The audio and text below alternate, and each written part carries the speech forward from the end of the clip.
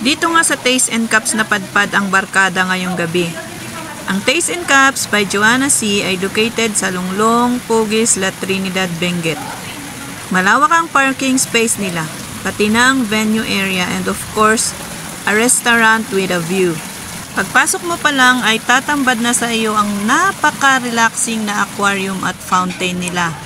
Mag-enjoy at marirelax ka sa panonood. Calming and peaceful ang dating ba? Super love ko ang creamy cheese pizza nila dito. 9.5/10 ang rate ko sa creamy and cheese pizza nila. Ang cafe latte nila dito ay mura. 85 or 95 pesos lang yun. Tapos ang laki pa ng mug na pinaglagyan. Sobrang satisfied ka. Hindi ka magti-take two. Yun nga lang, nakulangan ako sa tapang kaya 8/10 ang rate ko sa cafe latte. Nag-order din kami ng fish fillet at lechon belly na i-rate ko ng 7/10. Isa itong restaurant with a view. Kitang-kita ang La Trinidad Valley. Gabi nga pala nung pumunta kami dito kaya parang kumukutitap na ilaw ang makikita. Pero kapag sa day ka pumunta dito ay maa-appreciate mo talaga yung view niya. Mayroon ding play area dito kung saan nag-enjoy ang mga bata sa paglalaro. Medyo humanap ka na lang ng spot na mas malayo sa play area kung gusto mo ng tahimik na spot. Kasi talagang maiingayan ka kapag nasa malapit ka. For menu references ay posted sa bandang last part ng video. And for more inquiries, i-contact nyo na lang ang kanilang Facebook account, Taste and Cups by Joanna C.